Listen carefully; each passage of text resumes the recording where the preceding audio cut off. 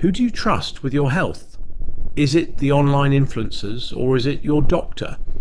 Today we're going to dive into why there's just so much confusion around medications like statins, and more importantly, how we can all cut through the noise to find some real answers. You know, this quote just hits the nail on the head. We all face this, right? You go online to look up a health question, then you're just hit with this tidal wave of conflicting advice. It's not just confusing when we're talking about life-saving drugs like statins. Acting on the wrong information can be genuinely dangerous. So how does this even happen? Well, think of it like being in a courtroom, but you only get to hear from one lawyer online. We run into these super persuasive voices who present what looks like solid scientific proof. But what they're really doing is only showing us a tiny fraction of the total evidence. And look, this isn't just some abstract debate happening on the internet.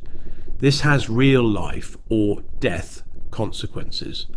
People are actually stopping medications that could prevent a heart attack or a stroke, all because of claims that honestly fall apart the second you look at them a little more closely. Okay, so how are these arguments built to be so convincing, yet so incredibly wrong?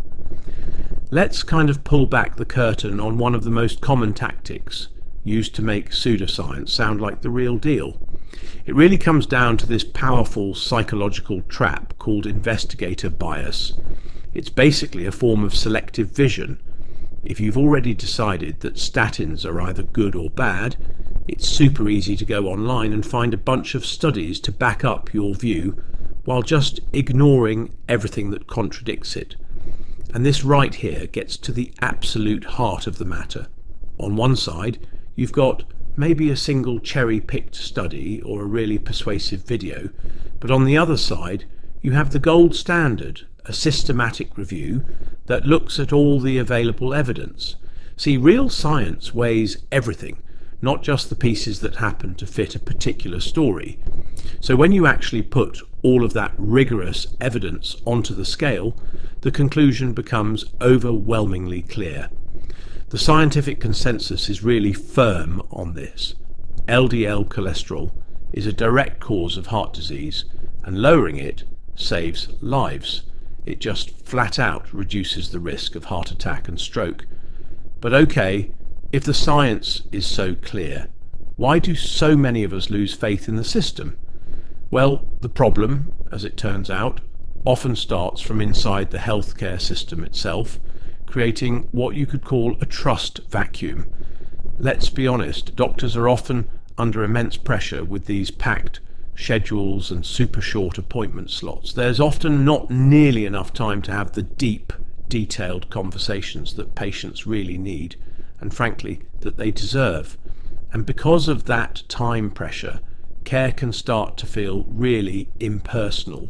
Instead of a real conversation, you might just be told, well, the guidelines say you need this medication without the time to explain the why behind it.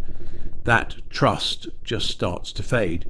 On top of all that, we're seeing this major shift in medicine, the slow disappearance of the traditional family doctor. You know, the one who knew you and your family for decades. That long-term relationship was such a cornerstone of medical trust. I mean, how many times have you heard this or even said it yourself? This phrase has become so common, and it highlights exactly where the system is struggling. When there's no continuity, no relationship, then trust, the most vital resource in all of healthcare, starts to wear away. And this right here is the crucial moment when the healthcare system leaves a vacuum of trust. People don't just sit around and wait. They go looking for answers. And you can bet the internet is ready with a lot of very confident voices who are more than happy to rush in and fill that void. So how do we fix this? What's the way forward? The answer, it seems, lies in moving away from this one-size-fits-all advice and towards a future of truly personalised medicine, one that's guided by data coming directly from your own body. Okay, check out the powerful difference here. The old model gives you this abstract risk score based on population averages, but the new model, it gives you concrete personal data. It's the difference between being told you're at risk and actually seeing what's happening inside your own arteries. And the amazing thing is, the technology to do this exists right now. Advanced imaging can directly measure the plaque in your arteries, the level of inflammation, even the amount of dangerous internal fat. When a patient sees that image for themselves, it's not some abstract risk anymore. It becomes real, personal, and a powerful motivator for change in a way that no pamphlet ever could be. What this means is the whole conversation changes completely. It's not about choosing between medication and lifestyle anymore. It's about using precise data to see the root cause of the problem for you as an individual, and then tailoring the solution, whether that's a pill, a diet change, or both, to actually fix it. So this brings us to the most important part of all: what can you do? Because rebuilding trust is absolutely a two-way street. Let's look at how you can become a more empowered and well-informed patient in all this. All right, here's a quick practical checklist for any health advice you find online. Two things here are especially critical. First, identify conflicts of interest. Is this person trying to sell you something like a supplement or a program that is a huge red flag? And second, beware of extremes. Science rarely, if ever, deals in absolutes. If someone's promising a miracle cure or saying something is pure poison, you should be skeptical, and always run what you find by a trusted professional.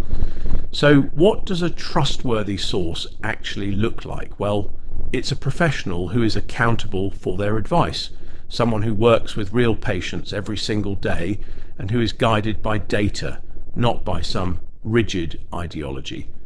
Bottom line, they have nothing to sell you but their best medical judgment. An online personality has zero stake in your health outcome. A dedicated clinician absolutely does. If the answer to that question is no, just close the tab and go speak to a professional who will be there with you no matter what.